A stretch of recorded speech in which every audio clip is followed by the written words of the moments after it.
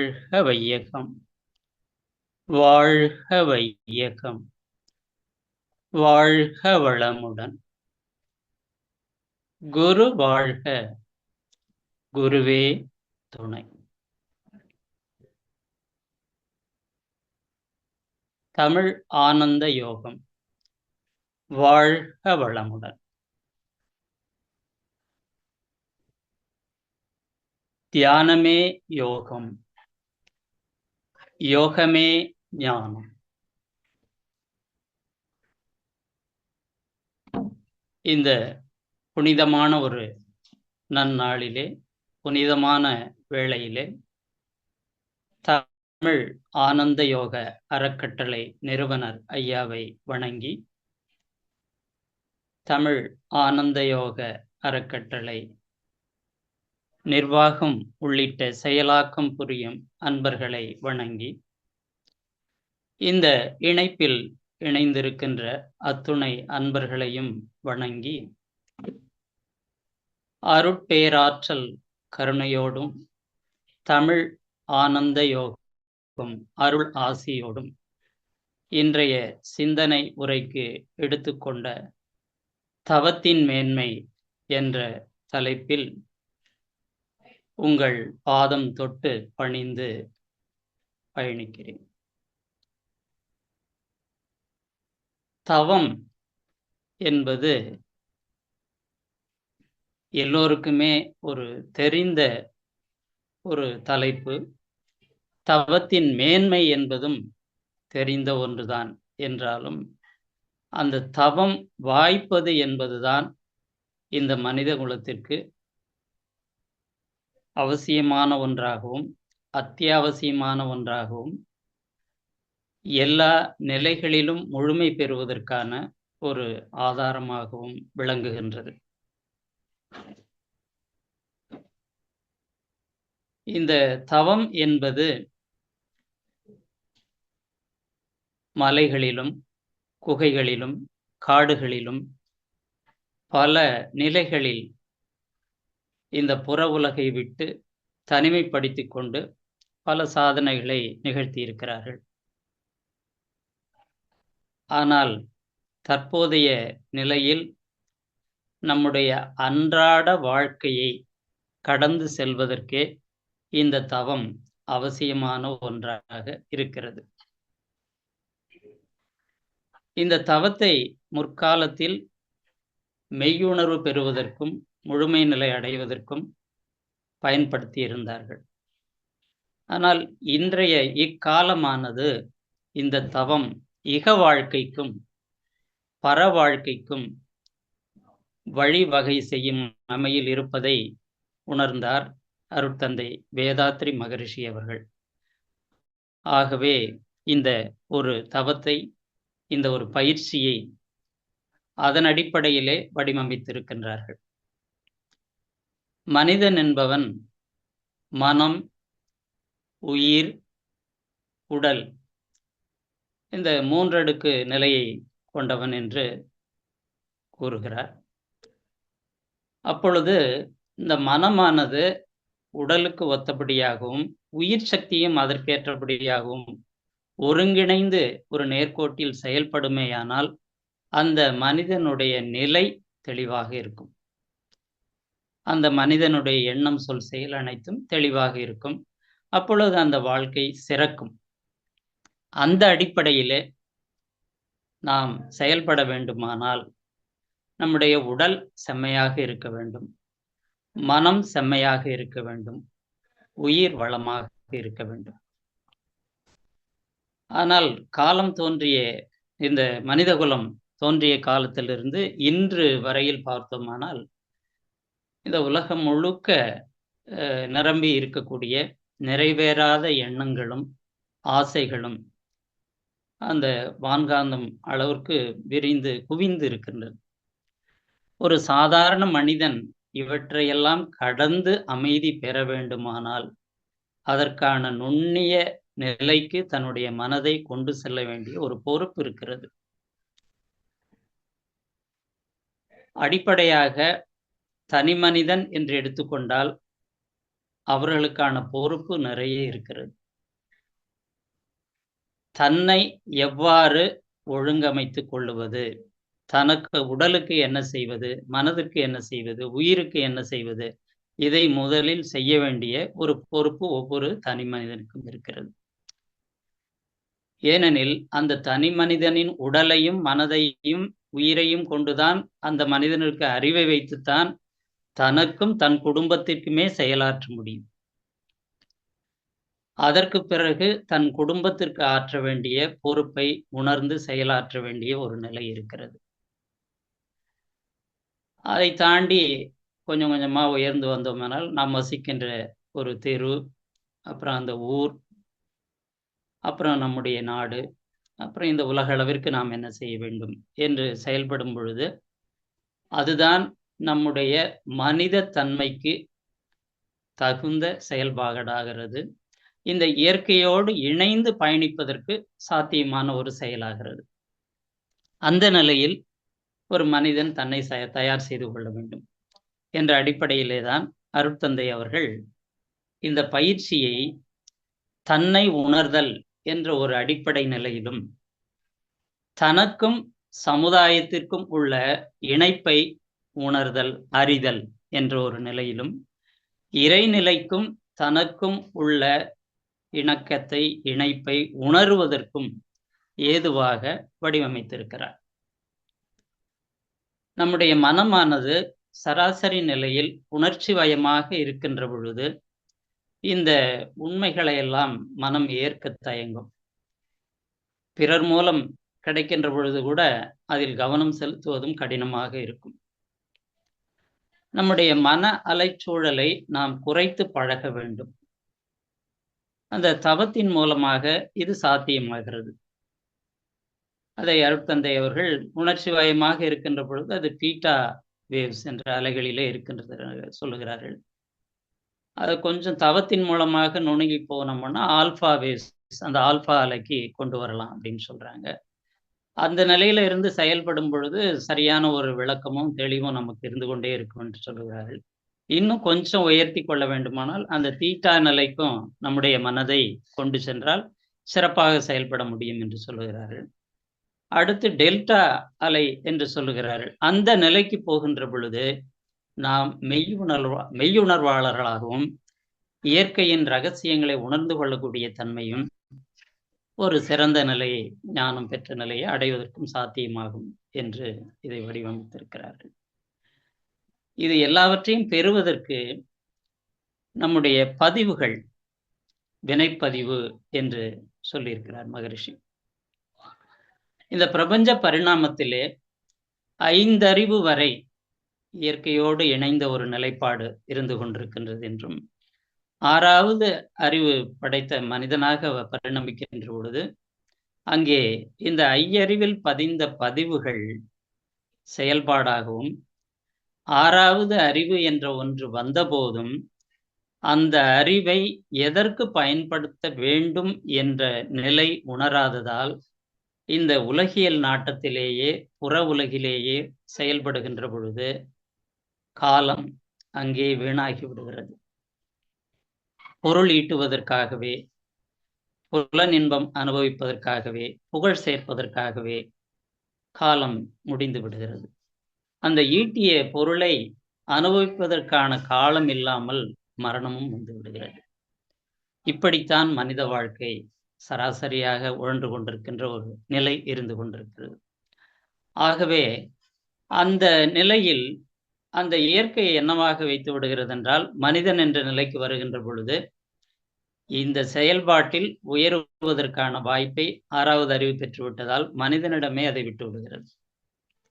அந்த மனிதன் செய்கின்ற செயலுக்கு விளைவாக வருவது இறைநீதி என்பதை வைத்திருக்கிறது. அது அங்கே நிகழ்ந்து விடுகிறது. அது புரியாத காரணத்தினால் இறைவன், இறைநிலை எது தெய்வம் என்று தெரியாத காரணத்தினாலும், அந்த அறநெறி என்பதை பற்றி புரியாத காரணத்தினாலும் நாம் நம் சடங்கு முறை போன்று வாழ்க்கையை நடத்தி கொண்டிருக்கின்ற பொழுது ஏதோ கடவுளுக்கு நாம் செய்து விட்டதாகவும், அந்த கடவுள் நம்மை கண்டுகொள்ளவில்லை என்றும், அந்த கடவுள் என்னை கைவிட்டு விட்டார் என்றும், என்னை சோதித்து விட்டார் என்றும் புலம்பிக் கொண்டிருக்கின்ற நிலை இருக்கின்றது மனித குலத்திலே. இந்த உண்மை முதலில் புரிய வேண்டும். அந்த பொறுப்பு அந்தந்த தனி மனிதருக்கே இருக்கிறது. அது முயன்றுதான் பெற வேண்டும். அந்த வினைப்பதிவை நாம் கடந்தாக வேண்டும். வினைப்பதிவே தேகம் கண்டாய் என்று மகரிஷி அவர்கள் கூறியுள்ளார்கள். இந்த வினைப்பதிவை நாம் கடக்க வேண்டுமானால் அதற்கு சில நுட்பமான செயல்பாடை அந்த மனிதன்தான் செய்தாக வேண்டும். அந்த மனிதனுக்காக வேறு யாரும் செய்வதற்கு சாத்தியமில்லை. ஒரு குருவே கிடைத்து விட்டாலும் குரு வழிகாட்டி கொடுக்கலாம், அந்த நுட்பங்களை சொல்லிக் கொடுக்கலாம். ஆனால் முயன்று பயணிக்க வேண்டியது அந்த சம்பந்தப்பட்ட மனிதன் மட்டும்தான். அதை புரிந்து கொள்ள வேண்டும். அந்த இடத்தில்தான் திருமூலர் என்ற ஒரு மகான் நமக்கு ஒரு பாடலிலே குறிப்பிடுகிறார்கள். தனக்கும், அதாவது திளைக்கும் வினைக்கடல், திளைக்கும் வினைக்கடல் தீர்வுறு தோணி, இளைப்பினை நீக்க இருவழி உண்டு, தனக்கும் கிளைக்கும் கேடில் அப்பரம், தவமும் அறமும் மேற்றுணையாமே என்று குறிப்பிடுகிறார். அதாவது இந்த வினை கடல், அந்த வினை பதிவின் காரணமாக பிறவி பெருங்கடலாக நீளும் என்று அருட்தந்தை அவர்களும் கூறுகிறார்கள். அந்த வினைக்கடல்ல இருந்து நாம வெளியேறணும், நீந்தி கரையேறணும் அப்படின்னு சொன்னா அதுக்கு தவமும் அறமும் தான் நமக்கு உறுதுணையாக இருக்கும் என்று இங்கே திருமூலர் குறிப்பிடுகிறார். அந்த தவமும் அறமும் என்பதை இன்றைய காலத்திற்கு, இந்த மனித குலத்திற்கு படித்தவர், பாமரர் உள்ளிட்ட அனைவருக்கும் புரிகின்ற வகையிலே மிகவும் எளிமையான முறையிலே வடிவமைத்து தவம் என்ற ஒன்றையும் அந்த அறநெறிகளையும் குறிப்பிட்டிருக்கிறார்கள் அருட்தந்தை அவர்கள். அதை நாம் எந்த அளவிற்கு நம்முடைய செயல்பாட்டில் கையில் எடுத்து செயல்படுகிறோமோ அந்த அளவிற்கு நம்முடைய வினைப்பதிவை நாம் சமநிலைப்படுத்தி கடந்து விடலாம். அந்த வினைப்பதிவு என்ற ஒன்று நமக்கு கழிந்து விடுமேயானால் புதிதாக சேர்ந்து கொண்டிருக்கின்ற வினைகளும் நமக்குள் வந்து கொண்டே இருக்கும். அது தொடர்ந்து நாம் தவம் செய்து கொண்டிருக்கின்ற பொழுது அந்த வினைகளும் கழிந்து கொண்டே இருக்கும். அப்பொழுது இயற்கையின் உண்மை நமக்கு புரிய வரும். நமக்கான ஒரு தெளிவான வழிகாட்டுதல்கள் தொடர்ந்து வந்து கொண்டே இருக்கும். நாம் அடுத்த ஒரு நிலையை பெற்றுவிடலாம். அப்பொழுது நம்முடைய நிலையிலே ஒரு மாற்றம் ஏற்படுவதை நாம் உணர முடியும். அதாவது உற்ற நோய் நோன்றல் உயிர்க்குறுகண் செய்யாமை அற்றே தவத்திற்குறு, திருவள்ளுவர் பெருந்தகை சொல்லுகிறார்கள். உற்ற நோய் நோன்றல் உயிர்க்குறுகண் செய்யாமை அற்றே தவத்திற்குறு. இது இந்த குறளை நம்ம இறையாசிரியர் ஐயாவும் மேற்கோளாக எடுத்தாண்டிருக்கிறார். திருவள்ளுவருடைய திருக்குறளை நிறைய அருட்தந்தை அவர்களும் மேற்கோளாக எடுத்தாண்டு கொண்டிருக்கிறார் பல இடங்களில. அந்த தவம் தன்மை ஏற்படுமானால், தவத்திலே நாம் உயர்ந்து கொண்டிருப்போமே ஆனால் நமக்கு வரக்கூடிய துன்பங்களை தாங்குகின்ற ஒரு, பொறுத்து கொள்ளுகின்ற ஒரு தகமை ஏற்படும். பிறருக்கு தீங்கு செய்யாமல் வாழ்கின்ற ஒரு தன்மை, ஒரு தகமை நமக்கு ஏற்படும் என்பதைத்தான் குறிப்பிட்டிருக்கிறார். அப்பொழுது இந்த உலக வாழ்க்கை, இக வாழ்க்கை என்பது இன்ப துன்பங்கள் நிறைந்ததுதான். அந்த இன்ப துன்பத்தை கடந்து ஒரு அமைதி நிலைக்கு போவதற்குத்தான் தவத்தை கை கொள்ளுகிறோம். அந்த இன்ப துன்பத்தை கடந்து அமைதி நிலைக்கு போய்விட்டோமானால் அடுத்த நிலையான பேரமைதியை எட்டிவிடலாம். அப்பொழுது பேரின்பமாக இருக்கும் மனித வாழ்க்கை. அதற்கான ஒரு அடிப்படையைத்தான் நமக்கு மகரிஷி அவர்கள் வகுத்து கொடுத்திருக்கிறார்கள் இந்த தவத்தின் மூலமாக. தவம் என்பது அவ்வளவு சாதாரணமான ஒன்று அல்ல. மனம் ஏராளமான பதிவுகளை தன்னகத்தே கருமையத்தில் தாங்கிக் கொண்டிருக்கின்ற காரணத்தினால், அது புறத்திலேயே செயல்பாட்டில் இயங்கிக் கொண்டிருக்கும். அதை சிறிது சிறிதாக நாளும் நமக்கு கொஞ்சம் கொஞ்சமா ஒரு ஃப்ரீக்வென்சி அந்த சொல்றாங்கல்ல, அந்த அலைச்சூழலை குறைச்சு கொண்டு வரும் பொழுது, ஏற்கனவே இருக்கக்கூடிய அந்த பதிவுகள் சமநிலைக்கும், அன்றாட வாழ்க்கையில் நாம் சந்திக்க வேண்டிய அந்த நிகழ்வுகளை கடந்து போவதற்கும் உறுதுணையாக இருக்கும். அப்படிப்பட்ட ஒரு தவம் நமக்கு கொடுத்திருக்கிறார். இந்த தவம் எல்லாமே நம்முடைய மூச்சை ஒழுங்குபடுத்தக்கூடிய, ரெகுலேட் பண்ணக்கூடிய ஒரு அடிப்படையில் தான் கொடுக்கப்பட்டிருக்கின்றது. அதன் அடிப்படையில் தான் இந்த தவம் நமக்கு கொடுத்திருக்கிறார்கள். எல்லா நுட்பங்களை உள்ளடக்கிய தவங்களும் அதன் அடிப்படையிலே தான் நமக்கு வழங்கப்பட்டிருக்கிறது. அதனால்தான் பேச்சை குறை, மூச்சை கவனி என்றெல்லாம் சொல்லுகிறார்கள். அது இயல்பாக அந்த நிலை வேண்டும். நாம் அமர்ந்து ஒரு கட்டுப்பாட்டோடு தவம் செய்துவிட்டு, பிறகு நாம் உலகியலில் தொடர்பு கொள்ளும் பொழுது, மனம் மீண்டும் அந்த நிலையிலிருந்து மாறிவிடுகிறது. ஆகவேதான் நம்முடைய வீட்டில் பயன்படுத்தும் பொருட்களை எவ்வாறு அன்றாடம் தூய்மை செய்கிறோமோ, அப்படி இந்த மனதை நாம் தூய்மை செய்ய வேண்டிய பொறுப்பு தனி மனிதர்களாகி நமக்கு இருக்கிறது. அதற்கு தவம் நமக்கு உறுதுணையாக இருக்கும்.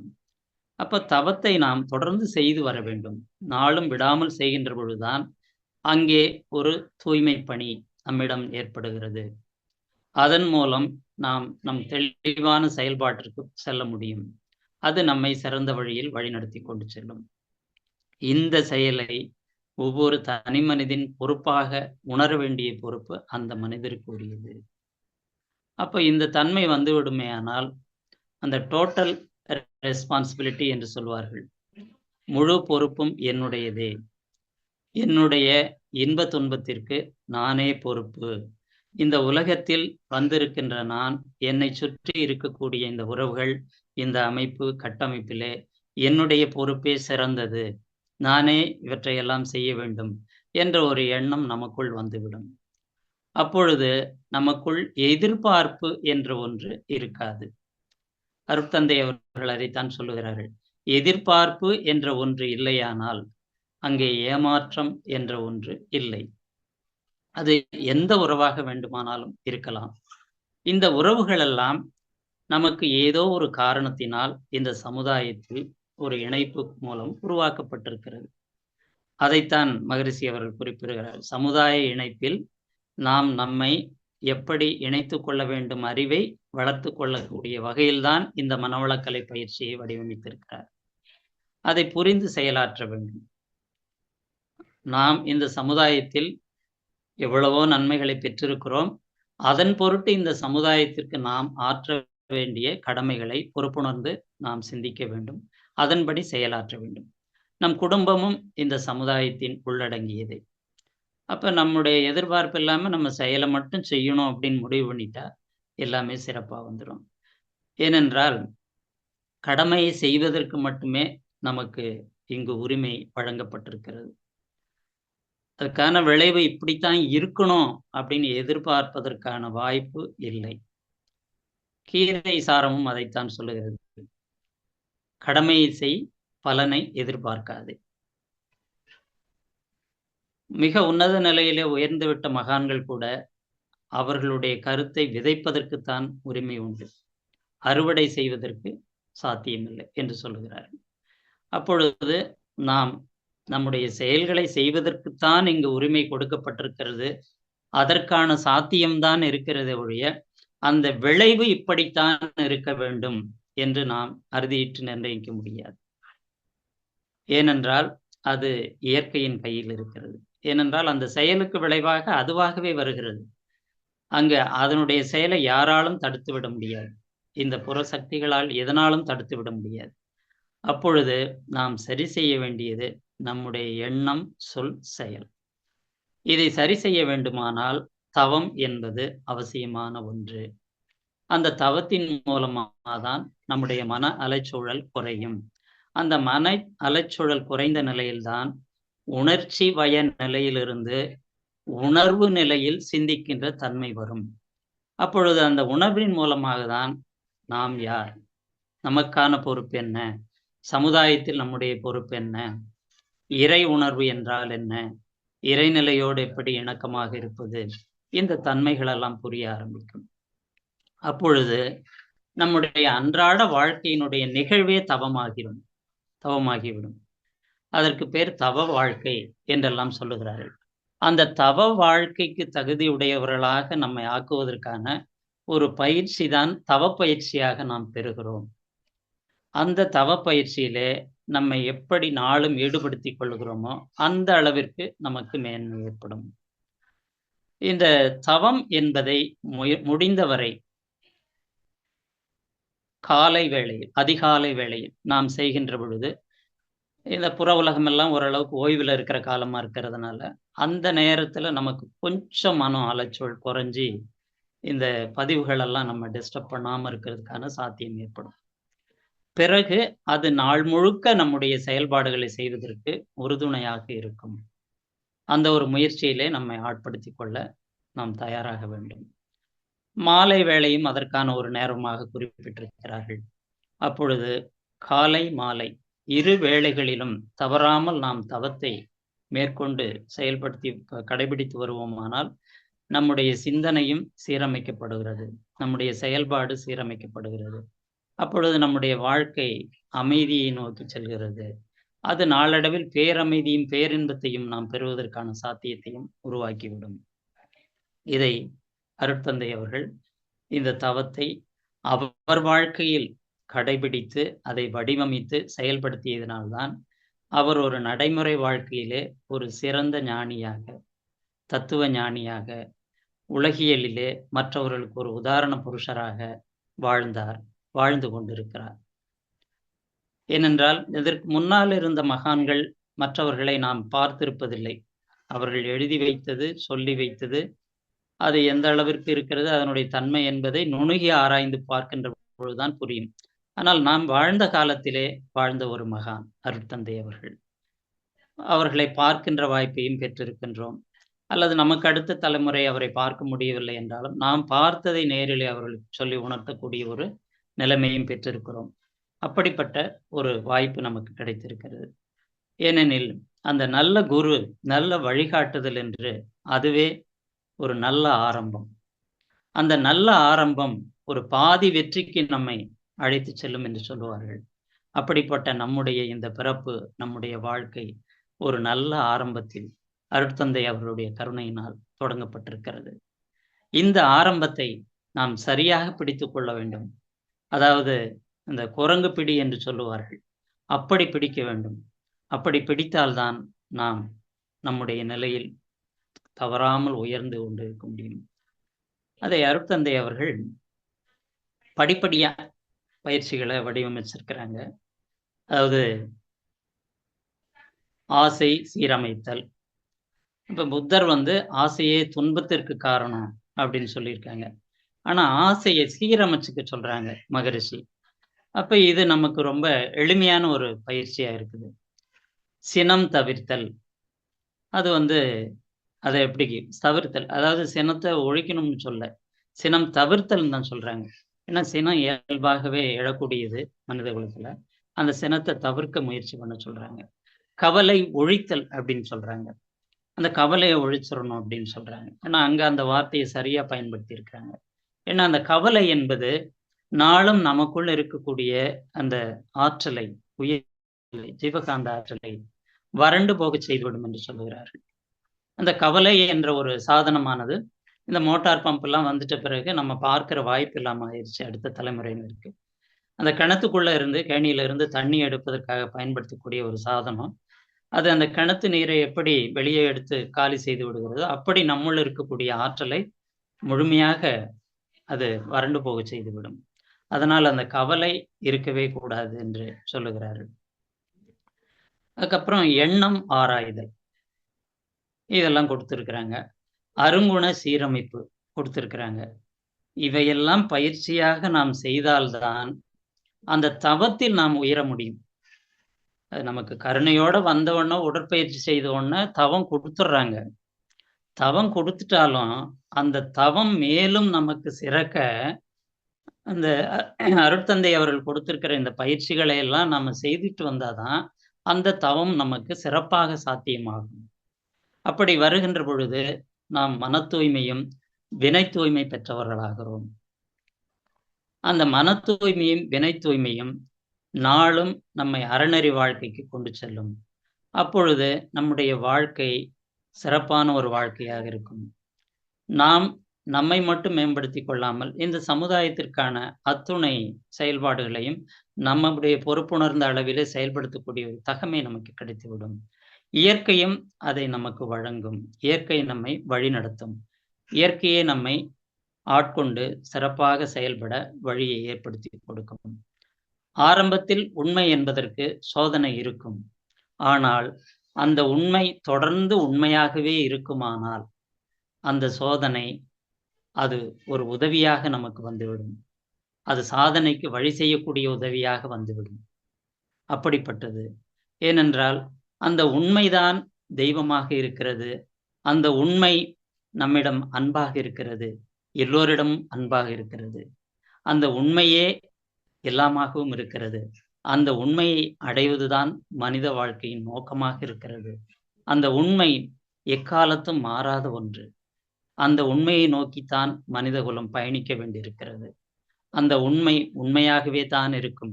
அங்கு வேறு எந்த கலப்பும் இருக்காது. உண்மை உண்மைதான். அப்படிப்பட்ட உண்மை நிலைக்கு அழைத்துச் செல்வதுதான் இந்த தவம். தவம் என்பது சாதாரணமான ஒன்றல்ல. அதனால்தான் நம்முடைய முன்னோர்கள் தவத்தளவேயாம் தாம் பெற்ற செல்வம், குலத்தளவேயாம் தாம் பெற்ற கல்வி என்று பழமொழி சொல்லியிருக்கிறார்கள். தவத்தளவேயாம் தாம் பெற்ற செல்வம், குலத்தளவேயாம் தாம் பெற்ற கல்வி என்று சொல்லியிருக்கிறார்கள். இந்த மானிட பிறவியே சாதாரண ஒரு பிறவி இல்லை.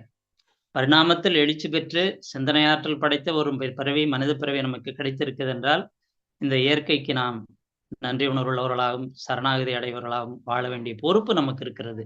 அப்படிப்பட்ட ஒரு பிறவி கிடைத்திருக்கிறது. இதை நாம் சொல்லுவது மட்டுமல்ல, சான்றோர்களும் சொல்லியிருக்கிறார்கள். ஔவையார் இதை குறிப்பிடுகிறார்.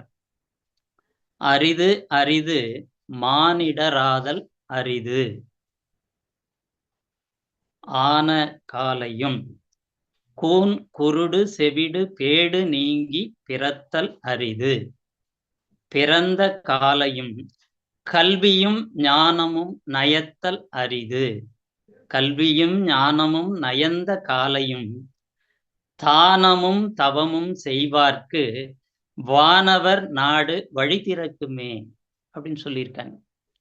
அப்ப தானமும் தவமும் செய்வார்க்கு வானவர் நாடு வழி திறக்குமே. இந்த பிறவி அற்புதமான பிறவி. இதுல நமக்கு எந்த ஒரு உடல் குறைபாடு இல்லாம ஊனமில்லாம பிறந்துட்டோம். அது ஒரு சிறப்பு. அதுவே அரியன்னு சொல்லிடுறாங்க. அப்புறம் அதுக்கு அடுத்து அந்த ஞானம் கல்வி இதெல்லாம் கூட கொஞ்சம் கிடைச்சிருது. அந்த அடுத்த நிலையை பிடிக்க வேண்டிய பொறுப்பு அது நமக்குத்தான் இருக்கிறது. அது ஒரு குருவின் வழிகாட்டுதல் மூலமாகத்தான் நமக்கு பெற முடியும். அந்த குருவும் கிடைத்து விட்டார். ஆனால் முயற்சி செய்ய வேண்டியது நம்முடைய பொறுப்பாக இருக்கிறது. தானமும் தவமும் செய்வார்க்கு வானவர் நாடு வழி திறக்குமே என்றால் அந்த செயல் செய்யும் பொழுது இயற்கை நம்மை ஆட்கொண்டு நம்மை வழி நடத்த ஆரம்பித்து விடும். அப்பொழுது நமக்கு எந்த ஒரு குறையும் இல்லாமல் இன்பம் துன்பம் என்ற நிலையை கடந்து அமைதி என்ற ஒரு நிலை பெற்று பேரமைதியும் பெற்று பேரின்ப நிலையிலே பேரானந்தத்திலே நம்முடைய செயல்பாடுகளை நாளும் செய்கின்ற ஒரு அற்புத நிலைக்கு ஆளாக்கப்படுவோம். அப்படிப்பட்ட ஒரு நிலை கிடைத்துவிடும் நமக்கு. இதை ஔவையார் அவர்களும் குறிப்பிட்டிருக்கிறார்கள். இது அந்த அளவுக்கு ஒரு சிறப்பான ஒன்று. திருவள்ளுவ பெருந்தகையும் இதை ஒரு இடத்துல சொல்றாங்க. ஒன்னார் தெறலும் உவந்தாரை ஆக்கலும் எண்ணின் தவத்தால் வரும் அப்படின்னு சொல்றாங்க திருவள்ளுவர். ஒன்னார் தெறலும் உவந்தாரை ஆக்கலும் எண்ணின் தவத்தால் வரும்.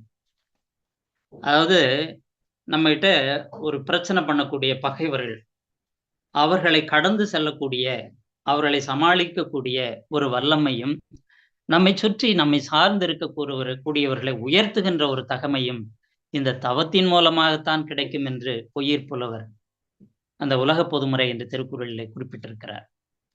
அப்படிப்பட்ட ஒரு சிறந்த நிலைக்கு இந்த தவம் நம்மை எடுத்து செல்லும். அதனால்தான் இந்த தவத்தை நாம் நாளும் செய்ய வேண்டிய ஒரு பொறுப்பு ஒவ்வொரு மனிதனுக்கு இருக்கிறது. இந்த தவத்தை விடாமல் செய்ய வேண்டிய பொறுப்பு தனி மனிதனுடைய கடமையாக இருக்கிறது. அருட்தந்தை அவர்களும் இந்த தவத்தை பற்றி தன்னுடைய பாடலிலே குறிப்பிட்டிருக்கிறார்கள்.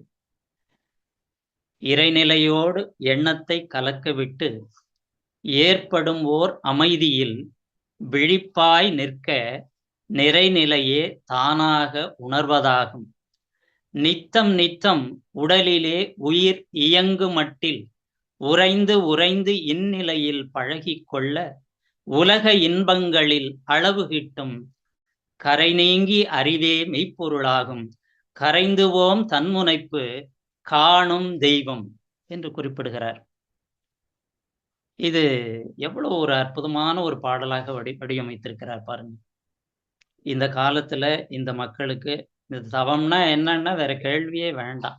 இந்த ஒரே கவியில சாமி ரொம்ப சிறப்பா இதை கொடுத்துட்டாங்க. அப்ப இறைநிலையோடு எண்ணத்தை கலக்க விட்டு ஏற்படும் ஓர் அமைதியில விழிப்பா இருக்கிறது, விழிப்பாய் நிற்க நிறைநிலையே தானாக உணர்வாக அந்த நிறைவான மனசு வந்துடும். போதும் என்ற மனமே பொன் செய் மருந்து. அந்த நிறை மனத்துலதான் இறை உணர்வு வரும். அது அங்க அறநெறியோட வாழ முடியும். அப்புறம் முழுமையை நோக்கிய பயணம் கிடைக்கும்னு சொல்றாங்க. நிறைநிலையே தானாக வரும். நித்தம் நித்தம் உடலில் உயிர் இயங்கு மட்டில், இந்த உடல்ல உயிர் இருக்கும் பொழுதே செய்ய வேண்டியது தவம். இந்நிலையில் பழகி கொள்ள உலக இன்பங்களில் அளவு விட்டோம். இந்த புலன் மூலமாக நாம பெறக்கூடிய அனுபவங்கள்லாம் புற உலகத்துல இருக்கிறதான். இது ஐயறிவு நிலையிலோடு மட்டும்தான் தொடர்பு கொண்டு அனுபவிக்க முடியாது. உலக இன்பங்களில் அளவு கரை நீங்கி, அங்க கண்மங்கிற மாயை அந்த இதெல்லாம் நீங்கி கரை நீங்கி அந்த மெய்ப்பொருளை நமக்கு தெய்வமாக காணும் தெய்வம்னு சொல்லிடுறாங்க. அது நமக்கு விளங்கும். அப்படிப்பட்ட ஒரு நிலைக்கு நம்மை எடுத்து செல்லக்கூடியது இந்த தவம்.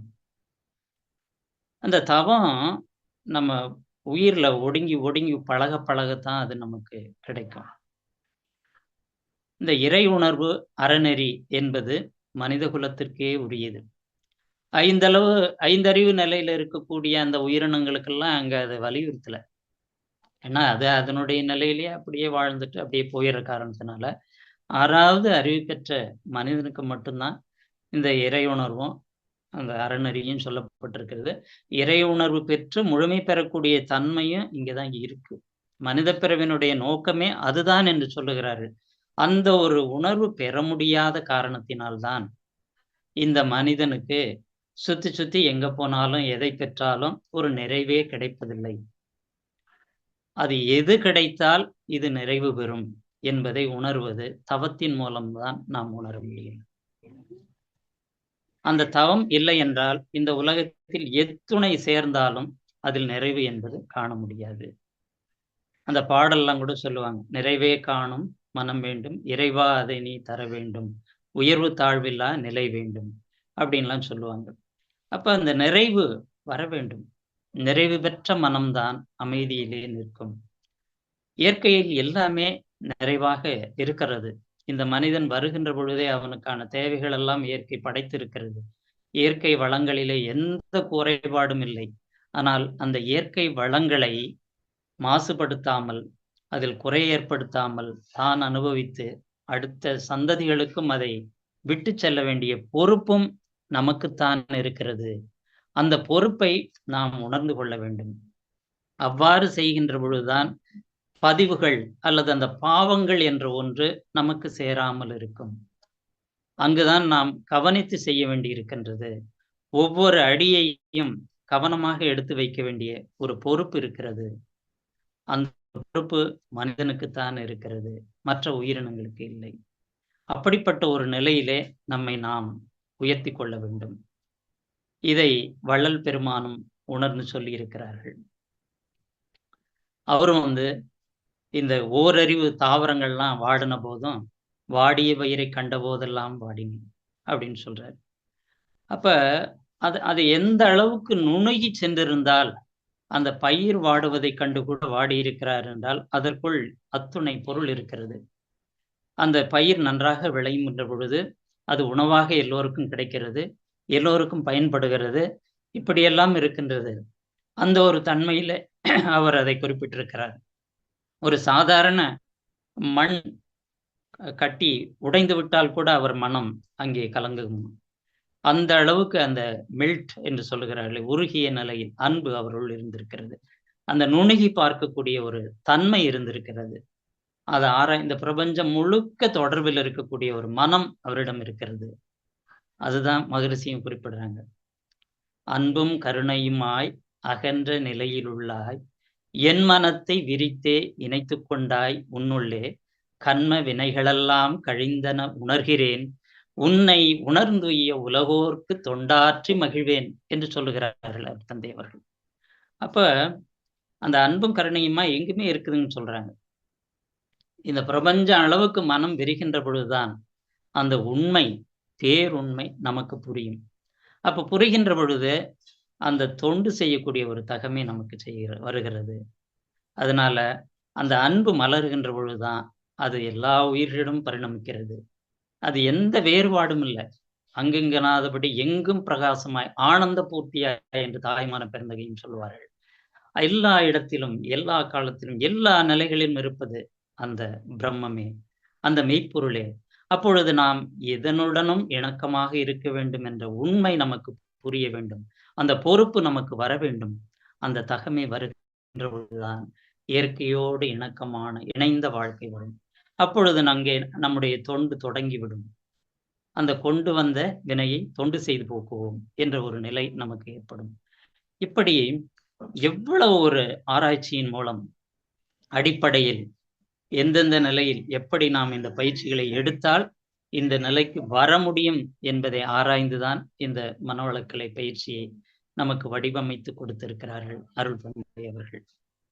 அப்படிப்பட்ட அந்த வாழ்க்கை தான் ஞான வாழ்க்கையாக இருக்கும். அது தவ வாழ்க்கையாக இருக்கும், தன்னை உணர்ந்த வாழ்க்கையாக இருக்கும், அது சத்தியமாக இருக்கும், அது சுத்தமாக இருக்கும். அந்த நிலை நம்மை இந்த உலகம் திரும்பி பார்க்க வைக்கும். என்ன இவர்களெல்லாம் அந்த ஏதோ செய்துட்டு இருக்கிறாங்களே, ஏதோ பண்றாங்க, ஏதோ பேசிட்டு இருந்தாங்க, அப்புறம் ஏதோ செய்துட்டு இருந்தாங்க, ரொம்ப நல்லா இருக்காங்களே, அப்ப நாம கூட இது செய்யலாமா அப்படிங்கிற மாதிரி நமக்கு பின்னாடி வந்துடும் எல்லாம். ஏனென்றால் உண்மை நிலையானது, உண்மையே உயர்ந்தது, உண்மைதான் இந்த உலகிற்கு வழிகாட்டக்கூடிய ஒரு ஒளிவிளக்காக இருக்கும். அந்த உண்மைதான் இயற்கையாகவும் இறையாகவும் நம்மை வழிநடத்தி கொண்டிருக்கிறது. அப்படிப்பட்ட அந்த உண்மையை உணர்ந்து கொள்ள வேண்டிய ஒரு பொறுப்பு மனிதனுக்கு இருக்கிறது. அது இந்த தவத்தின் மூலமாகத்தான் கிடைக்கும். இந்த தவம் அவ்வளவு ஒரு சிறப்பான ஒன்று. இந்த தவத்தை ஒவ்வொருவரும் தவறாமல் கடைபிடிக்க வேண்டிய ஒரு பொறுப்பு இருக்கின்றது. அதைத்தான் திருவள்ளுவ பெருந்தகையும் சொல்லுகிறார்கள். வேண்டியாங்க எய்தலால் செய்தவம் ஈண்டு முயலப்படும் அப்படின்னு சொல்றாரு. வேண்டியாங்க எய்தலால் செய்தவம் ஈண்டு முயலப்படும். நம்ம என்ன விரும்புறோமோ அந்த விரும்பினதை விரும்பியவாறு அடைவதற்கு இந்த செய்தவம் என்பது நமக்கு உறுதுணையாக இருந்து வழி நடத்தும் என்று சொல்லுகிறார்கள். அந்த தவம் செய்வாரே தம் கருமம் செய்வார், தவம் செய்வாரே தம் கருமம் செய்வார், மற்றெல்லாம் அவன் செய்வார் ஆசையுட்பட்டு அப்படின்னு சொல்றாங்க. அப்ப ஒரு கோபம் வரும். இந்த திருக்குறளை நாம சொல்லும் பொழுது இந்த தவம் செய்வார் தங்கருமம் செய்வார் அப்படின்னு சொல்லும் பொழுது மற்றவங்கள்லாம் அப்போ அவன் செய்வார்னா பாவம் செய்வாங்கன்னா இது எப்படி அப்படிங்கிற மாதிரி ஒரு கேள்வி ஏற்படும். இந்த தவம் செய்யும் பொழுது நம்முடைய மன அலைச்சூழல் குறைந்திருக்கிறது, ஒரு நுண்ணிய நிலையில இருக்கிறது. அப்ப நம்ம கடமையை செய்யறதுக்கான ஒரு தகமை, ஒரு ஆற்றல் எல்லாமே நமக்கு கிடைச்சிரும். அப்ப அந்த கடமையை சரியா செய்திருவோம். அப்ப அதனாலதான் அதை திருவள்ளுவ பெருந்தகையும் சொல்றாரு, தவம் செய்வார் கருமம் செய்வார், அல்லார் அவன் செய்வார் ஆசையுட்பட்டு. அந்த ஆசை அதிகமாகின்ற பொழுது அங்கே அறிவு குலைந்து விடுகிறது. அப்ப அந்த கடமையை சரியா செய்ய முடியாது. அங்க ஒரு ஒரு தெளிவற்ற நிலை ஏற்படுவதால் அந்த கடமை செய்ய முடியாது. அப்ப தவம் செய்வார்தான் கடமையை செய்ய முடியும் என்றும் தந்தை அவர்கள் குறிப்பிடுகிறார்கள். அப்படிப்பட்ட ஒரு உன்னதமான இந்த தவம். இந்த தவத்தை நாளும் நாம் செய்ய வேண்டுமானால் நம்முடைய மனம் செம்மையாக இருக்கும். அந்த தவமே நம்மை வழிநடத்தும். அந்த தவமே நம்மை வாழ வைக்கும். இக வாழ்விற்கும் பர வாழ்விற்கும் வழிகாட்டும். நம் உடல் மறைவுக்கு பிறகும் நம்மை வாழ வைக்கும், நம்மை வழிநடத்தும். அப்ப சாதாரணமா இந்த நம்ம ஆரம்ப கட்ட தவத்துல இருக்கும்போது பார்த்தீங்கன்னா, இந்த மனம் ஒண்ணு சொல்லும். அது எப்பவுமே இந்த புற உலகத்துல மாயையோடையே போயிட்டு இருந்ததுனால, அது என்ன பண்ணும்னா பார்த்தீங்கன்னாக்கா, இதெல்லாம் செய்யலாம், இப்படி செய்யலாம், அப்படி செய்யலாம், அப்படி சொல்லும். அதுல ஏதானும் ஒரு புகழுக்கு மனசுல ஒரு அடிமைப்பட்டுட்டு அத சொல்லி செய்யும். அப்ப செய்யும்போது பார்த்தீங்கன்னாக்கா, அந்த செயலால அங்க ஏதாவது ஒரு பிணக்கு வரும்பொழுது, மனசு ஒரு தொய்வு ஏற்பட்டுவிடும். ஒரு சிரமத்துக்குள்ளாயிடும். அந்த புகழ் கிடைக்கலையே அப்படிங்கிற மாரி. உங்க கமிட்மெண்ட் வந்துருது. எதிர்பார்ப்பு வந்துருது. ஆனா, நுண்ணிய நிலையில தவம் செய்ய செய்ய நம்முடைய ஆன்மா நமக்கு வெளிப்படுத்தும். அந்த ஆன்மா சொல்றது எப்படின்னாக்கா, சரியா இருக்கும். ஏன்னா, அதுதான் நம்முடைய மனசாட்சி. அது சரியான பாதையில நம்ம கூட்டிட்டு போகும்பொழுது, அது சரியான செயலா இருக்கும். அங்க சவால்களே வந்தாலும், அதை ஏற்றுக்கொள்ளக்கூடிய தகமை வந்துவிடும் நமக்கு. இதைத்தான் நம்ம தமிழ் ஆனந்த யோகத்துல நம்ம இறையாசிரியர் ஐயா சொல்றாங்க. நீங்க தவத்துல நுணுகி போயிட்டீங்கன்னாலும், உங்களுக்கு மனம் இல்லாதெல்லாம் ஆயிடாது. அங்க அந்த மனம் தான் அங்கேயும் அறிவை நுணுகி கவனிக்கும். அந்த மனத்துக்கு பேரு தான் தனித்த மனம் என்று வைத்திருக்கிறார்கள். அதை என்று சொல்லுகிறார்கள். அது ஒரு சிறந்த மனம். அப்படிப்பட்ட ஒரு மனமாக நமக்குள் இருந்து செயல்படும். தவம் மேலோங்கி விடுமேயானால், அந்த தனித்த மனம் என்ற சிறந்த மனம். ஆன்மாவினுடைய செயல்பாடாக. அப்ப ஆன்மா விழிப்பு நிலையிலே வந்து விடுகிறது. அந்த ஆன்மா விழிப்பு நிலையிலே இருக்கும் பொழுது, நமக்கு எந்த குறையும் இல்லாத ஒரு நிலை ஏற்படுகிறது. அது இயற்கையோடவே இணைந்து இருக்கிறது. ஏன்னா ஆன்மா அதனுடைய நிலையே வேற. அது உடல் கடந்த நிலை. இந்த உயிர், உடல், மனம் நமக்குள்ளாகவே அதை பகுத்து பார்க்கக்கூடிய ஒரு தகமை வந்துவிடுகிறது என்கிறார்கள். அதைத்தான் மெய்யுணர்வாளர்கள் உணர்ந்து உணர்த்தி இருக்கிறார்கள். அதை நாம் முயன்று பார்த்து உணர்ந்தால் மட்டுமே உணர முடியுமே ஒழிய, அதை ஏட்டில் படிப்பதாலும், பிறர் நமக்கு உரையாற்றுவதன் மூலமாகவும் அனுபவிக்க முடியாது. ஆகவே இந்த இறை உணர்வு என்பது, இறை அனுபவம் என்பது, இந்த தவம் என்பது ஒவ்வொரு தனி மனிதனும் உணர்ந்து பெற வேண்டியது, அறிந்து பெற வேண்டியது, அதை முயன்று பெற வேண்டியது. இது மனித குலத்தின் அடிப்படை உரிமை, ஜீவாதார உரிமை. அதைத்தான் மகரிஷி அவங்க சொன்னாங்க. இது யாரோ ஒரு சிலருக்கு மட்டும் உரியது இந்த தவ வாழ்க்கை, மேலான வாழ்க்கை, ஞானம் பெறுவது என்பதல்ல. மனிதனாக பிறந்துவிட்ட அத்துணை பேருக்கும் இது ஜீவாதார உரிமை. அங்கே உங்களுடைய முயற்சி தேவை. அந்த முயற்சிக்கு அடிப்படையான பயிற்சி தான் மனவளக்கலையிலே கொடுக்கப்பட்டிருக்கிறது. அந்த பயிற்சியை அயராமல், அயற்சி இல்லாமல் முயற்சி செய்து தொடர்ந்து முயன்று நாம் செயல்பாட்டிலே எடுத்துக்கொண்டு அதை ஆய்வு செய்து, ஆய்வு என்பதைத்தான் தற்சோதனையாக நமக்கு கொடுத்திருக்கிறார்கள். ஏன்னா இயல்பா இந்த தவம் பண்ற பொழுது நமக்கு என்ன வரும்னா, ஒரு முனைப்பும் நமக்குள்ளே வந்துட்டு இருக்கும். நாமெல்லாம் இப்படி தவம் பண்றோம், நம்ம இப்படி, இவங்கெல்லாம் அப்படி இப்படின்னு அப்படி அது வந்துரும். அந்த தன்முனைப்புங்கிறது முனைப்பா ஏன்னா இந்த உயிரே முனைப்பால தானே மேல வருது. ஒரு அறிவுல இருந்து 6 அறிவா வரும் பொழுதே அந்த முனைப்பால தான் பரிணமித்து வருகின்றது. 6வது அறிவா மனிதனா வந்துட்ட பொழுது கூட அது அவ்வப்போது தலை தூக்க ஆரம்பித்து விடும். அந்த அலைச்சூழல் குறைகின்ற பொழுதெல்லாம் வந்துவிடும். தவம் செய்யும் பொழுதும் இந்த செருக்கு ஏற்பட்டு விடும் நமக்கு. அங்கதான் தற்சோதனை வச்சிருக்காங்க மகரிஷி. அப்ப ஒவ்வொரு நாளும், ஒவ்வொரு கணமும் நாம் இந்த தற்சோதனையை செய்து கொண்டே இருக்க வேண்டும். நான் சரியான பாதையில் சென்று கொண்டிருக்கிறேன் என்பதை உணர வேண்டும். ஏனென்றால் நாம் கேள்விப்பட்ட வரையிலே சில மகான்கள் மிக உயர்ந்த நிலைக்கு வந்துவிட்ட போதும் அவர்களுக்குள்ளே ஏற்படக்கூடிய சில நிலைப்பாடுகளால் அவர்கள் பிறரை சபிக்கின்ற ஒரு நிலையையும் பார்த்திருக்கிறோம், கேள்விப்பட்டிருக்கிறோம், படித்திருக்கிறோம். அது அந்தந்த நிலையில் ஒரு சில நிலைப்பாடுகள் என்று சொல்லுகிறார்கள். இவற்றையெல்லாம் ஆராய்ந்ததால் தான் அருட்தந்தை அவர்கள் நாம் அந்த நிலையை புரிந்து கொண்டு நமக்குள் அந்த தெளிவு வர வேண்டும் என்பதற்காகத்தான் இந்த தற்சோதனை என்ற ஒன்றை நமக்கு அடிப்படையாக வைத்திருக்கிறார்கள். தற்சோதனை இருந்தால்தான் தவம் நமக்கு உயர்ந்த நிலையில் வந்தாலும் உயர்ந்து நின்றாலும் நம் நிலை மாறாமல் நாம் நாமாகவும் இயற்கையோடு நமக்கு என்ன பொறுப்பு, இயற்கையும் நாமும் ஒன்று என்ற நிலையிலே வாழுகின்ற ஒரு தகமை ஏற்படும்.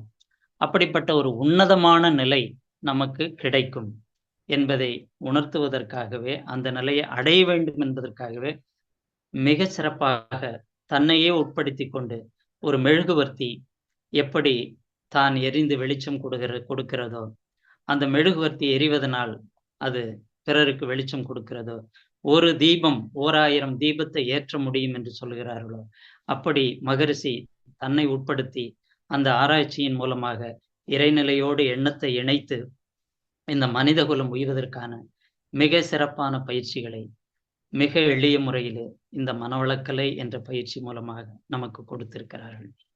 அதை மகரிஷி என்றவர்கள் எந்த இடத்திலே விட்டார்களோ அந்த இடத்திலே அவரிடம் பெற்று இதை தன் வாழ்க்கையில் பயன்படுத்தி உன்னத நிலையிலே உயர்ந்து கொண்டிருக்கின்ற நம்முடைய தமிழ் ஆனந்த யோகம் அறக்கட்டளையும் இந்த மனிதகுலம் உய்ய வேண்டும் என்பதற்காக நம்முடைய இறைஞான ஆசிரியர் அவர்களும் இந்த பயிற்சிகளை தொடர்ந்து கொடுத்து கொண்டிருக்கிறார்கள். அவர்கள் எப்பொழுதும் உண்மை நிலையிலே பேசுகிறார், உண்மையை செய்கிறார். இந்த உண்மை கசப்பாகத்தான் இருக்கும். அதனால்தான் அதை ஏற்றுக்கொள்வதற்கும் அதில் அனைவரும் ஈடுபடுவதற்கும் கால அவகாசம்.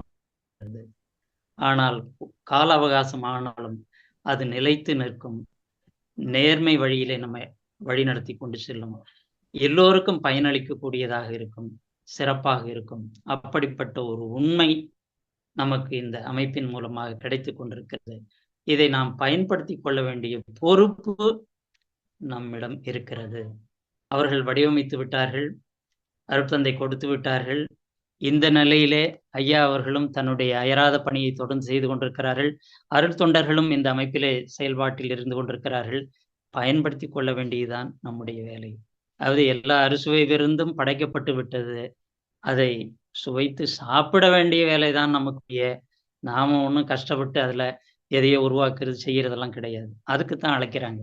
ஐயா அவங்க தமிழ் ஆனந்த யோகா அறக்கட்டளையில நம்மை அழைப்பதே உணவு, அறுசுவை உணவு பெற்று செல்லுங்கள், அருந்தி நீங்கள் உங்களை உயர்த்தி கொள்ளுங்கள் என்பதற்குத்தான் அழைக்கிறார்கள். அந்த உணவை நாம் எடுத்துக்கொள்வதற்கு தயாராக இருக்க வேண்டும். அந்த ஒரு நிலைதான் நம்முடைய வாழ்க்கையை உயர்த்தும். அது சிறப்பாக இருக்கும்.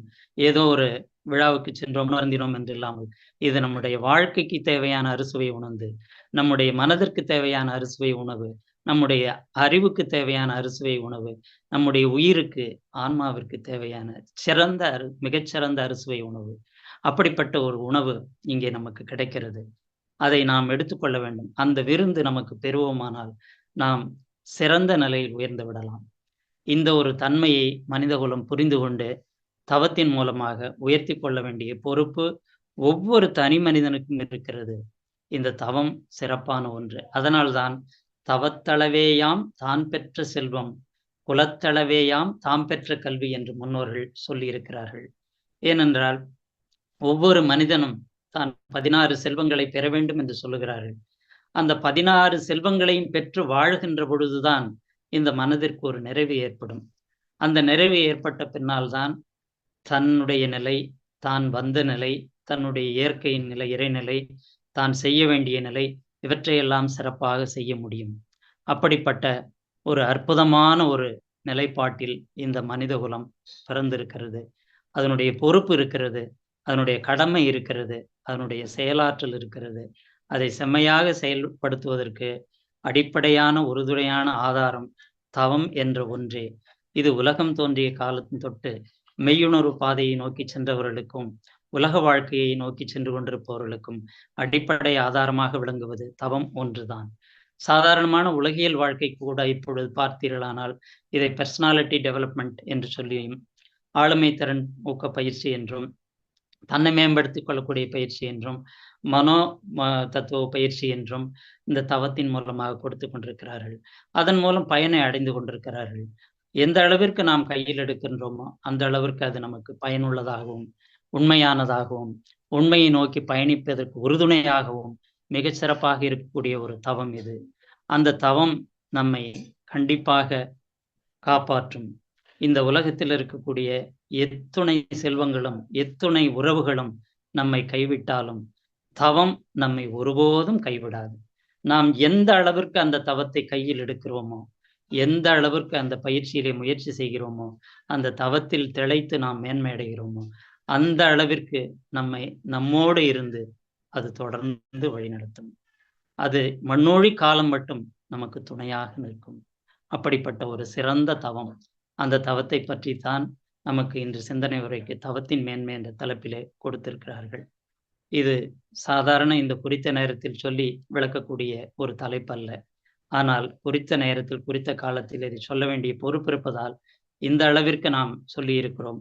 ஆனால் நம்முடைய இறைஞான ஆசிரியர் ஐயா அவர்கள் இந்த தவத்தின் மேன்மையை, சிறப்பை சொல்லி பயிற்சி நடத்தினால் இது வாரம் அல்ல, மாதம் அல்ல, ஆண்டு முழுவதும் நடத்தி கொண்டே இருக்கலாம். வாழ்நாள் முழுவதும் இதை பற்றி சிந்தித்து செயலாற்றிக் கொண்டே இருக்கலாம். அப்படிப்பட்ட ஒரு அருமையான ஒன்று இந்த தவம். அது இயற்கை நமக்கு அளித்த வரப்பிரசாதம். அந்த தவத்தை நாளும் நாம் நம்முடைய வாழ்க்கையில் செய்து சிறப்பான பல முன்னேற்றங்களை அடைந்து இந்த சமுதாயத்திற்கு சிறப்பான தொண்டாற்றி நாம் உயர்ந்த நிலை அடைவோம் என்று கூறி என்னுடைய நன்றியை தெரிவித்துக் கொண்டு இந்த சிந்தனையை இந்த அளவில் நிறைவு செய்து கொள்கிறேன். நன்றி. வாழ்க வளமுடன். வாழ்க வளமுடன். நன்றிங்கய்யா. வாழ்க வளமுடன். நண்பர்களே, இன்று தவத்தின் மேன்மை மற்றும் அதோட அவசியம் குறித்து ஐயா அவர்கள் நமக்கு ரொம்ப நல்ல ஒரு சிந்தனை உரை கொடுத்திருக்காங்க. ஐயா அவர்களை அனைவரும் தவ நீரென்று வாழ்த்துவோம். இறை ஆசிரியர் சரவணன் ஐயா அவர்கள் வாழ்க வளமுடன். இறை ஆசிரியர் சரவணன் ஐயா அவர்களும் அவர்களின் அன்பு குடும்பமும் வாழ்க வளமுடன்.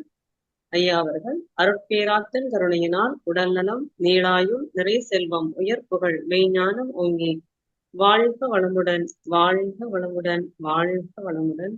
ஐயா, இன்றைய உரை ரொம்ப சிறப்பா, மிக தெளிவா, நீங்க நல்ல ஒரு ஃப்ளோவா கொண்டு போனீங்க. எல்லாருமே ரொம்ப அதுல மூழ்கி போயிட்டாங்க. அந்த அளவுக்கு உரை ரொம்ப சிறப்பா இருந்தது ஐயா. தவம் எவ்வளவு அவசியம், அதோட மேன்மை பற்றியெல்லாம் நிறைய நீங்க திருக்குறள், ஔவையார் அவங்களோட உதாரணத்தால ரொம்ப நல்லா விளக்குனீங்க. அதாவது தவம் செய்யறதுனால நம்ம மன அலைச்சல் வேகத்தை குறைச்சு, அதாவது பீட்டா, ஆல்பா, டெல்டா, தீட்டான்னு போகும்போது நமக்கு இறைநிலையோட இணைப்பு கிடைக்கும். அப்பதான் நம்ம நம்மளும் உணர முடியும். தன்னை உணர்தல், நமக்கும் சமுதாயத்துக்கும் உள்ள தொடர்பு, இறைநிலைக்கும் நமக்கும் உள்ள தொடர்பு, இதெல்லாம் நம்ம உணர முடியுங்கன்னு சொன்னீங்க. அதுக்கப்புறம் இந்த தவம் செய்யறதுனால நம்ம பிறருக்கு துன்பம் கொடுக்காத, அதாவது இன்ப துன்பத்தை கடந்த அமைதி நிலைக்கு செல்ல முடியும் அப்படிங்கிற சொன்னீங்க. அப்புறம் சுவாசம் ஒழுங்குபடுத்தப்படுகிறதுன்னு குறிப்பா சொன்னீங்க. சொல்லப்போனா மூச்சோட அளவு குறைந்து குறைந்து நமக்கு ஆயுட்காலமே நீடிக்கிறதுக்கான ஒரு நல்ல பலன் இந்த தவத்தின் மூலமா நமக்கு கிடைக்கும். அதே மாதிரி நம்ம எப்படி நம்ம பயன்படுத்துற பொருள்களையும் வீட்டையெல்லாம் நம்ம சுத்தம் செய்யறோமோ, அது மாதிரி நம்மளுடைய மனதை சுத்தப்படுத்துறதுக்கு இந்த தவம் ரொம்ப அவசியம் அப்படிங்கிறத சொன்னீங்க. முக்கியமா நம்ம தவம் செய்து செய்து பழகிறதுனால நமக்கு எதிர்பார்ப்புகள் இருக்காது. இப்போ நம்ம பயிற்சி எடுத்திருக்கோம். நம்ம வீட்டுல உள்ளவங்களும் நமக்கு தெரிஞ்சவங்களும் பயிற்சி எடுக்காதனால அவங்க எப்படி இருப்பாங்க, நம்ம மனநிலையை எப்படி வச்சுக்கணும் அப்படிங்கிறத நம்ம இந்த பயிற்சிகள் எல்லாம் தவம் பண்ணி அகத்தாய்வெல்லாம் பண்றதுனால நம்மளுக்கு அந்த எதிர்பார்ப்புகள் இருந்தது. நம்ம மற்றவங்களுக்கும் நமக்கும் நிறைய டிஃபரன்ஸ் இருக்கும் அப்படின்னு சொன்னீங்க. அதாவது நம்ம உணர்ச்சி வசப்பட்ட நிலையில நம்ம யாரு, நம்மளோட கடமை என்ன, நம்ம இறைநிலையோடு உள்ள இறைநிலையை உணர்றதுக்காக நம்ம வந்திருக்கோம் அப்படிங்கிறதெல்லாம் நம்ம உணர முடியும். அதாவது நீங்க 2-3 தடவை சொன்ன அந்த முன்னோர்களோட வாக்குதான், தவத்தளவே தாம் பெற்ற செல்வம், குலத்தளவேயாம் தாம் பெற்ற கல்வி அப்படிங்கிறத நீங்க ஆணித்தரமா சொன்னீங்கய்யா. அதே மாதிரி நம்ம இறை உணர்வை விட்டு மனித பிறப்போட முழுமை பெற தவம் எவ்வளவு வேணும். அதாவது தவம் பண்றதுனால நம்ம ஆசை சீர வைத்தல், சினம் தவிர்த்தல், கவலை உழைத்தல் எல்லாம் பண்ணி பண்ணி அகத்தாய்வு பண்ணி நம்ம முழுமை பெற அடைய முடியும் அப்படிங்கிறத மிக தெளிவா சொன்னீங்க ஐயா. தவம் செய்வார் தன் கர்மம் செய்வார், மற்றெல்லாம் அவம் செய்வார் ஆசை வயப்பட்டு அப்படிங்கிற திருக்குறளுக்கு ஒரு தெளிவான விளக்கமும் எங்களுக்கு கிடைச்சதுங்க ஐயா. ரொம்ப சிறப்பு. ரொம்ப நன்றிங்க ஐயா. வாழ்க வளமுடன், வாழ்க வளமுடன், வாழ்க வளமுடன் ஐயா. ஐயா சில வாழ்க முக்கிய வளமுடன். அறிவிப்புகள் சொல்லிட்டு அதுக்கப்புறமா கேள்வி பதில் நிகழ்வு வச்சுக்கலாங்களா?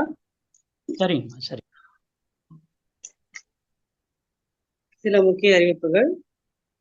தினமும் காலை 5 மணிக்கு ஆழ்நிலை 9 மைய தவம், அதனைத் தொடர்ந்து சிந்தனை துளிகள் நமது இறைஞான ஆசிரியர் நன்மினி ஐயா அவர்களால் அருளப்படுகிறது. அன்பர்களே, நமது தமிழ் ஆனந்த யோகம் சிறப்பாக செயல்பட்டு கொண்டிருக்கிறது. நமது ஆசான் வேதாத்திரி மகர்ஷிகளோடு நீண்ட காலம் பயணித்த மூத்த பேராசிரியர்களை கொண்டு சிறப்பான சிந்தனை உரைகளை கொடுத்து கொண்டுள்ளோம். அந்த வகையில ஒவ்வொரு புதன்கிழமையும் உலக நல தொண்டர் மனோகரன் ஐயா அவர்களும் ஒவ்வொரு வியாழக்கிழமைகளிலும் திரு சோமசுந்தரம் ஐயா அவர்களும் சிந்தனை உரை கொடுத்து கொண்டுள்ளார்கள். ஒவ்வொரு வெள்ளிக்கிழமைகளிலும் மலர் மருத்துவம் பற்றிய சிறப்பு வகுப்பு நடைபெற்றுக் கொண்டிருக்கிறது. சனிக்கிழமைகளில் இயற்கை வாழ்வியல் மற்றும் மருத்துவம் சார்ந்த வகுப்புகள் நடைபெறுகிறது. ஞாயிறு காலை 10:30 மணிக்கு மாணவர்களுக்கான பயிற்சி நடைபெற்றுக் கொண்டுள்ளது. நாளை மாலை தவத்தினை தொடர்ந்து புத்தக கலந்தாய்வு. அனார்கலியம்மா, நாளைக்கு யாருங்க? வாழ்க வளமுடன்மா. அந்த பாகம் 1 அன்பு, அமைதி, ஆரோக்கியம், ஆனந்தம் என்ற தலைப்பிலே கனகராணி அம்மா பேச இருக்காங்க. வாழ்க வளமுடன். நாளைக்கு புத்தக கலந்தாய்வு கனகராணி அம்மா அவர்கள் தன்னுடைய கருத்துக்களை சொல்ல இருக்காங்க.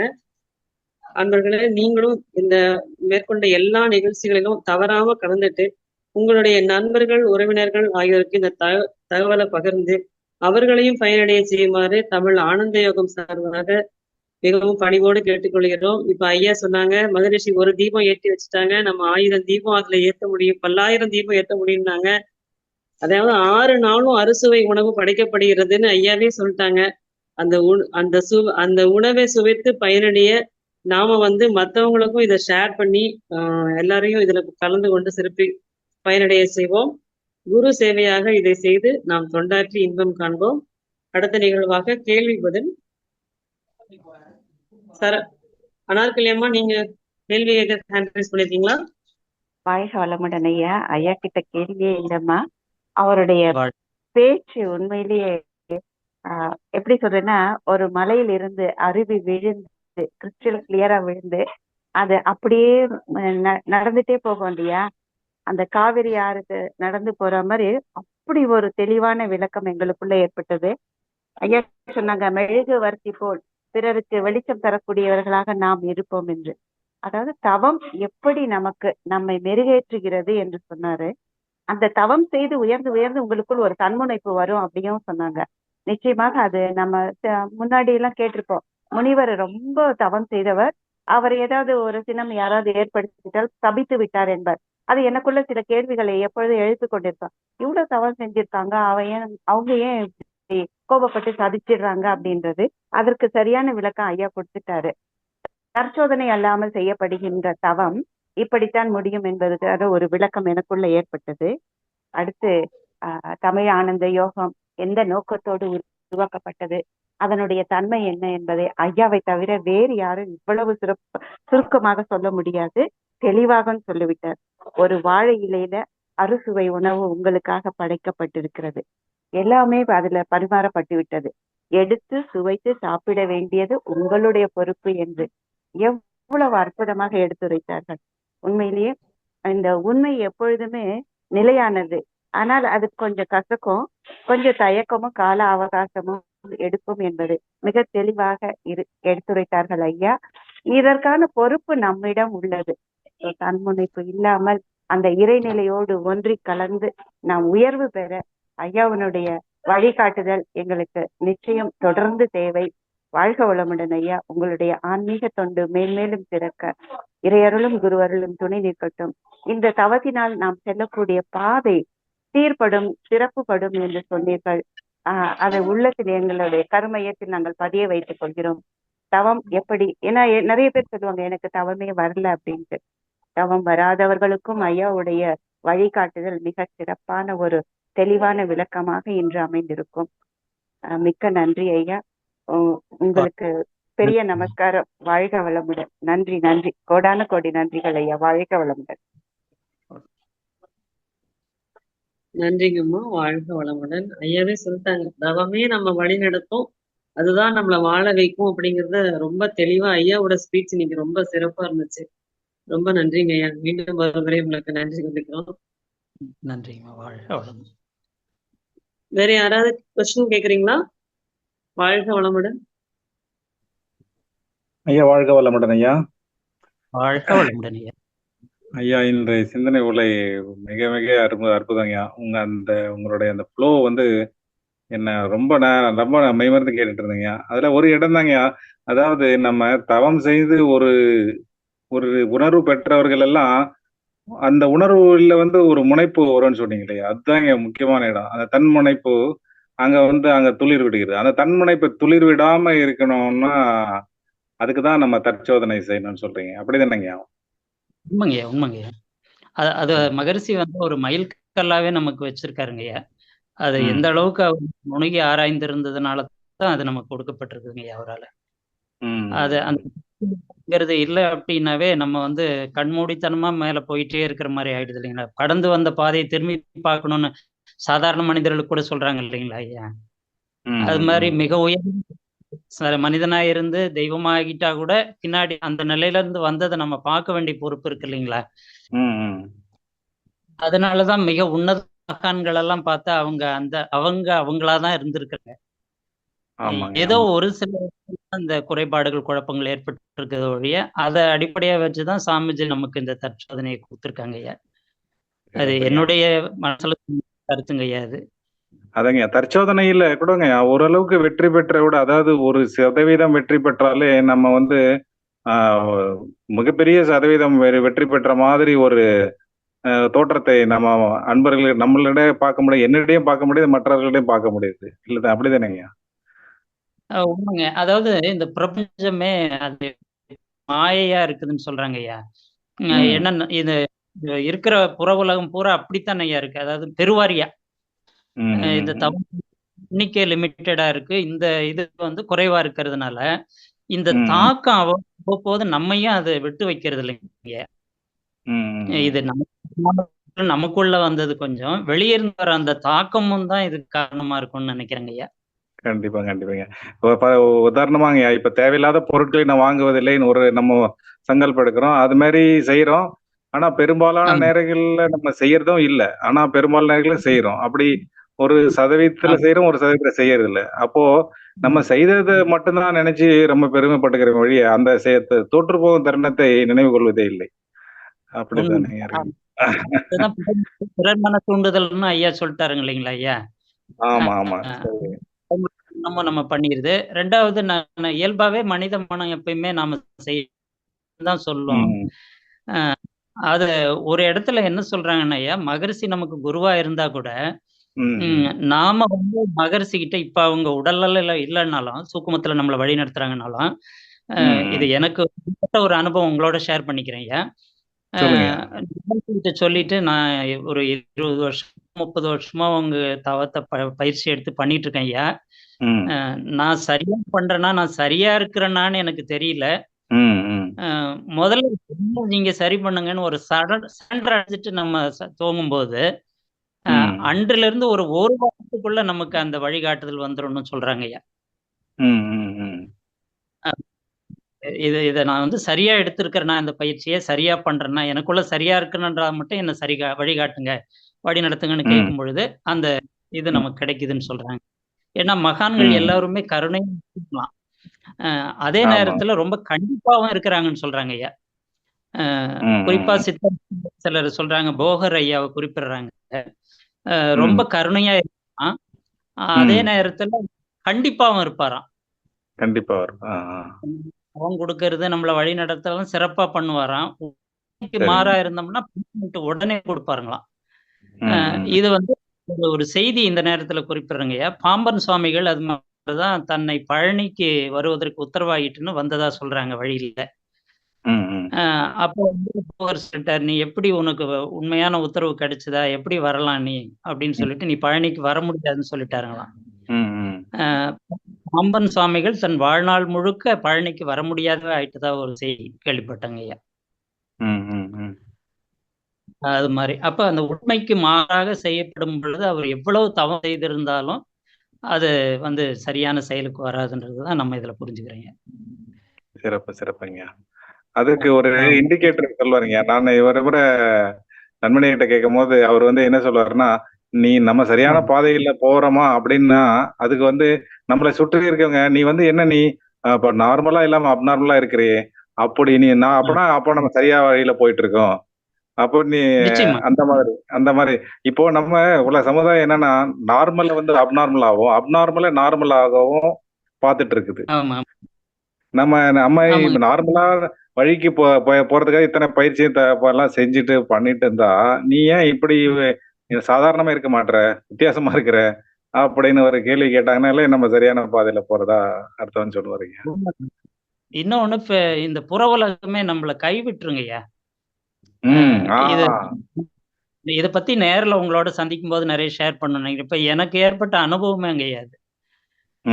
கொஞ்சம் கொஞ்சம் முழுமையா போலனாலும் கொஞ்சம் கொஞ்சமா போக புற உலகத்துல இருந்து விடுதலை கிடைச்சிக்கிட்டே வருதுங்கய்யா. ஆமாங்க. இந்த உறவு நட்பு நம்முடைய தொடர்பை துண்டிச்சிடறாங்க. அதான் நம்ம சரியான பாதையில பயணிச்சா புற உலகம் நம்மளை தூற்றும், ஏளனம் செய்யும், கிண்டல் பண்ணும், என்னென்ன பண்ணும், நம்மளை அசிங்கப்படுத்தும். அதெல்லாம் அதையெல்லாம் சகிச்சுக்கிற தன்மையோட அதை வென்று வரும்போது தான் நமக்கு அந்த பாதையில் மேலும் சிறப்பாக பயணிக்க வழி கிடைக்குங்க. சரிங்க, வாழ்க வளமுடன். ஆமா, அதுதான் வள்ளலார் கூட தனித்திரு பசித்திருன்னு சொல்லியிருப்பாருன்னு தோணுது. விழித்திரு. ஆமா. ஆமா. நன்றிங்க நன்றிங்க. வாழ்க வளமுடன். நன்றிங்க ஐயா. அடுத்ததாக அனாத்திலியம்மா நீங்க பேசுறீங்களா? ஐயா வாழ்க வளமுடன்.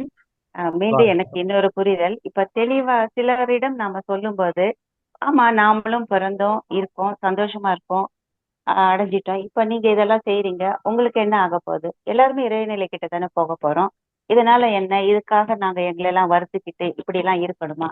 நாங்க சந்தோஷமா இருக்கோம், இப்படி எல்லாம் இருக்கோன்ற ஒரு கேள்வி வரும்போது நாம அவங்களுக்கு என்ன ஒரு புரிதலை சொல்லணும்ன்றது ஒரு பதில் உங்ககிட்ட இருந்து வரணும் ஐயா. இது ரொம்ப நாளா என்கிட்ட இருக்க கேள்வி. நிறைய அந்த புற வாழ்க்கையில நாம அடிபட்டுப்போம். நீங்க இதெல்லாம் செய்றீங்களே, உங்களுக்கு என்ன வருது? நீங்க ஏன் இப்படி வித்தியாசமா இருக்கீங்க? இதெல்லாம் செய்யாமலே நாங்க நல்லா இருக்குமே, சந்தோஷமா இருக்கோம், உங்களை விட நாங்க ரொம்ப சந்தோஷமா இருக்கோம், நீங்க விடுன்னு சொல்லிட்டு விட்டுட்டு இருக்கீங்களே, இப்படின்ற கேள்விகளுக்கெல்லாம் நாம என்ன ஒரு புரிதலை அவங்களுக்கு கொடுக்கலாங்க ஐயா? அது சொல்லுங்க ஐயா. கேள்வி கேட்கறவங்களுக்கு பதில் மூலமா நம்ம சொல்றதுனால மட்டும் மாற்றம் வராதுங்கம்மா, எனக்கு தெரிஞ்ச வரைக்கும். அவங்க வாழ்க்கையில ஏதேனும் ஒரு அனுபவத்தை பெறும் பொழுதுதான் மீண்டும் வந்து நம்ம கிட்ட கேட்பாங்கம்மா. அது நம்முடைய குடும்பத்திலே இருந்தாலும் சரி, நம்முடைய நெருங்கிய உறவுகள் நட்புகளா இருந்தா கூட அவங்களுக்கு ஒரு அனுபவம் கிடைக்கிற வரைக்கும் அவங்க அந்த ஒரு விளக்கத்தையும் பாதையும் விட்டு வர முடியாதுங்கம்மா. அதுதான் உண்மை. நம்ம ஏன்னா இது வந்து உணர்கல்விங்கிறதுனால புரிதல் என்பதை ஏற்படுத்துறதுக்கு கொஞ்சம் கால அவகாசம் ஆகும்மா. இப்போ ஒண்ணு நம்ம உணர்ந்து வாழ்ந்து காட்டிட்டு இருக்கும் பொழுது கொஞ்சம் திரும்பி பார்த்தால் வரலாம். நாம சொல்ற கருத்துக்களை ஏன்னா எல்லா கருத்துக்களுமே சொல்லாத கருத்துக்கள் இல்லைங்கம்மா. எல்லா மகான்களும் சொல்லிட்டாங்க. எல்லாமே விளக்கம் கொடுத்தாரு. மகரிஷி இன்னும் நமக்கு ஸ்பூன் ஃபீடிங் மாதிரியே கொடுத்துட்டாரு மேக்சிமம். இதை தாண்டி அவங்களுக்கு சொன்னாலும் அவங்களுக்கே தெரியுமா, இன்னும் கேட்டா நம்ம கேள்வி கேட்கறவங்களுக்கே எல்லா விளக்கமும் தெரியுங்க. இது நீங்க கேட்டதுனால இப்போ ஒரே ஒரு சின்ன விஷயம் உங்களோட ஷேர் பண்றேம்மா. வாட்ஸ்அப்ல நீங்க கூட பார்த்துருப்பீங்க. ஒரு பில்கேட்ஸ் வேலை செய்யறவரு 15 லட்ச ரூபாய் நான் சம்பளம் வாங்குறேன், எனக்கு நான் ஏன் தமிழ் படிக்கணும், எனக்கு தமிழ் தெரியாது, படிக்கலன்னாராம். அதுக்கு தான் ஒரு அந்த ஒரு பட்டிமன்ற அந்த தலைப்பில் தமிழாசிரியர் சொன்னாருங்க, நீ சம்பளம் வாங்குற அளவுக்கு நான் கூட சம்பளம் வாங்கல, ஆனா நீ எதுக்கு படிக்கணும்னு சொல்றிய தமிழ, அதுக்கு விளக்கம் சொல்றேன்னு சொன்னாருங்களாம். அவங்க ஊர்ல ஒரு பெரிய பண்ணையார், அவங்க வீட்டுல 4-5 கார் இருக்கும், எல்லாரும் வெளியே போயிட்டாங்க. ஒரு பெண், திருமணமாகாத ஒரு பெண், பருவ வயதுல அடிக்கடி உடம்பு சரியில்லாத ஆயிடுவாங்களாம்.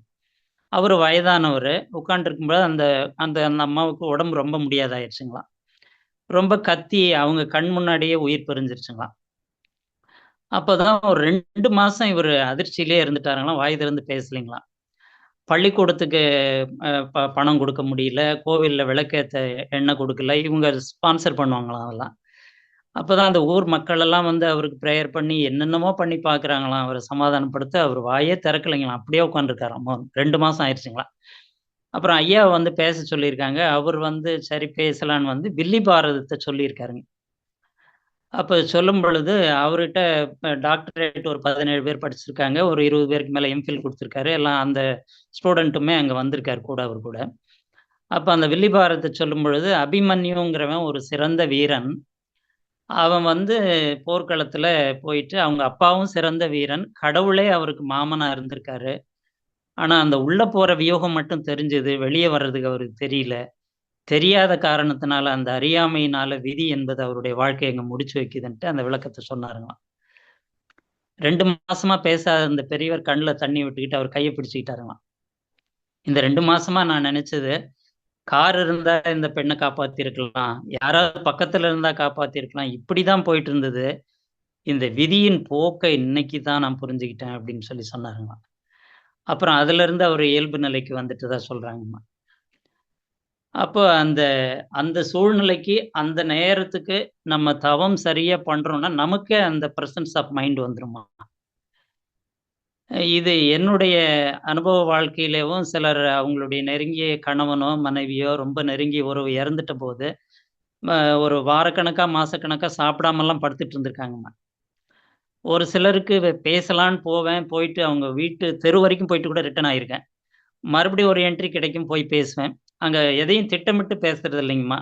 அ அங்க பேசும்பொழுது அவங்களுக்கு அந்த ஆறுதல் கிடைச்சு ரொட்டீன் லைஃப்‌க்கு அவங்க வந்துருவாங்கம்மா. இது மாரி. இப்ப இந்த அறிவும், இந்த தன்மையும் ஒவ்வொரு உயிருக்குள்ளயும் இருக்குங்கம்மா. இந்த பிரச்சனைக்கு இந்த ஃபார்முலா, இந்த டெஃபினிஷன், இந்த பதில்னு ஒண்ணு இருக்கிறதா எனக்கு தெரியலைங்க. அந்த நேரத்துல உண்மையா இந்த உயிர் உய்ய வேணும்னு நாம நினைக்கும் பொழுது, நமக்கு இயற்கையில இருந்து அந்த பதில் வந்துடுதும்மா. இப்படித்தான் என்னுடைய அனுபவத்துல நினைக்கிறேன்ம்மா. சிறப்பு, சிறப்பு ஐயா. ஆ. அந்த மாரி ஒரு அனுபவங்களும் எனக்கு ஏற்பட்டிருக்கு. நீங்க சொன்ன மாரி ம், ம். உறவுகள் விலகும்னு சொல்லியிருக்கீங்க. ஆமாங்க. அதுவும் ஒரு அப்படித்தான் நான் நினைக்கிறேன். அந்த ஏற்புத்தன்மை நமக்கு வந்துருதுங்கய்யா. அப்போ ஆமாங்க, ஆமா. எல்லாமே நமக்கு ஒவ்வொரு நாளுமே இந்த பிரபஞ்சம் நமக்கு தெளிவுபடுத்திக் கொண்டிருக்கிறது என்ற ஒரு எண்ணம் அது ஆமா, இருக்கு. அது நீங்க சொல்லியிருக்கீங்க. ஆமா. சிறப்பையா. அந்த ஒரு தெளிவு வந்திருக்குங்கய்யா. நல்லதுங்கய்யா. வாழ்க ஆமாங்க. வளமுடன். நன்றி ஐயா.